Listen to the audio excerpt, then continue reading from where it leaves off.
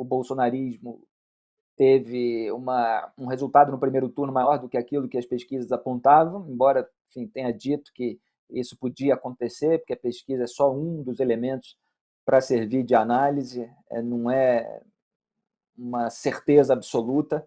A gente apontou que poderia ter abstenção, que o Bolsonaro estava ali tentando evitar o voto útil, trazer para ele, que sempre há o voto não captado pelos institutos, ou eventualmente até o voto envergonhado, como se diz, e tudo isso junto aconteceu, e hoje a campanha do PT tem uma preocupação imensa com a abstenção, porque vocês já sabem que, historicamente, quem se abstém é a população de baixa renda e de baixa escolaridade, e é onde o Lula tem maior quantidade de votos. Os bolsonaristas, eles não podem fazer um movimento muito incisivo, embora quase tenham feito, né? No final ali do primeiro turno, pela abstenção dos eleitores, porque isso pega mal, né? Não querer que eleitor vote. Mas o Lula está sentindo esse crescimento de Jair Bolsonaro no Sudeste. Os bolsonaristas, Ciro Nogueira está aí tentando tirar onda todos os dias, Bolsonaro dando discurso, estão dizendo que já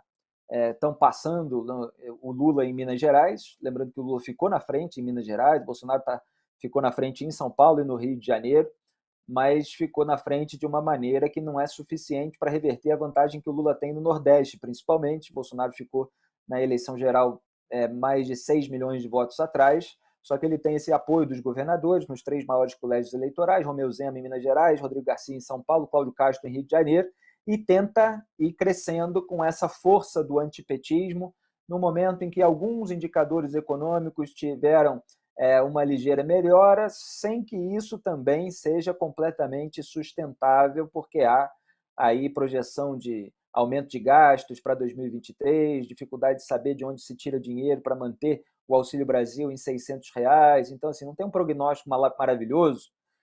mas você tem esse discurso de que a pandemia passou e agora, se vocês confiarem em mim, olha só, já está recuperando, e os outros lá tiveram envolvidos em escândalos de corrupção, e a gente não quer um Estado interventor, e eles querem, e eles... Aí começa todo o discurso moral religioso, que eles vão fazer banheiro unissex, que eles vão fechar a igreja, tudo isso que a gente sabe que não tem nenhuma base verdadeira e que está sendo desmentido pela própria campanha do PT. Então, assim, o PT fez, só para concluir esse comentário inicial, uma campanha muito baseada no velho discurso do Lula de cuidado com a população de baixa renda. Ele tem um grande eleitorado, mas o Jair Bolsonaro, com a aprovação da PEC Kamikaze, PEC do desespero eleitoral, ele conseguiu ter mais votos no Nordeste do que teve em 2018, e essas 4 semanas de segundo turno deram mais tempo para que as novas rodadas surtam efeito. Então, há uma preocupação do Lula de que Jair Bolsonaro aumente mais alguns pontos no Nordeste e, na soma com todos esses aumentos no Sudeste, acabe eventualmente passando.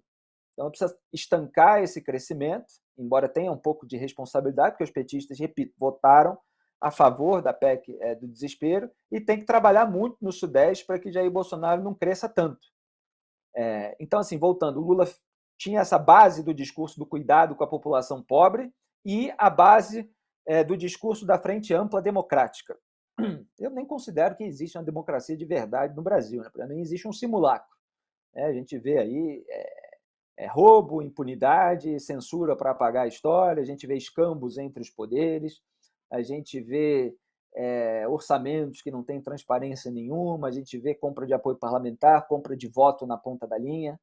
e tudo isso corrói uma democracia que poderia ter uma funcionalidade muito maior. Mas ele tinha esse discurso, reunindo apoios da velha política, só que tem uma população de classe média, de 2 a 5 salários mínimos, e até de alta renda no Brasil, que é mais de 5 salários mínimos, principalmente 10, mas enfim, mais de 5 no Brasil já é rico, que não se comove tanto com isso. E quando você tem essas medidas judiciais que eventualmente são censura, eventualmente são medidas mais gravosas, que talvez não precisassem ser,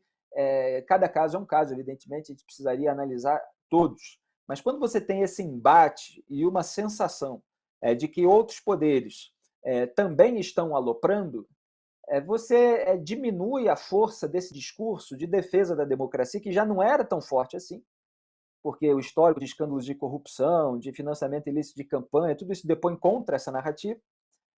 Então, assim, fica mais diluído ainda, porque o bolsonarismo posa de antissistema de quem está lutando também contra um golpe de outros poderes e tal, e eles conseguem uma máquina de propaganda para, no sentido assim de fazer chegar a mensagem que eu estou dizendo. Né? Não estou nem entrando no mérito da distorção e da manipulação. Existem nuances aí que a propaganda ignora, evidentemente, mas existem sim medidas que afrontam também o regime democrático. Então, assim, cadê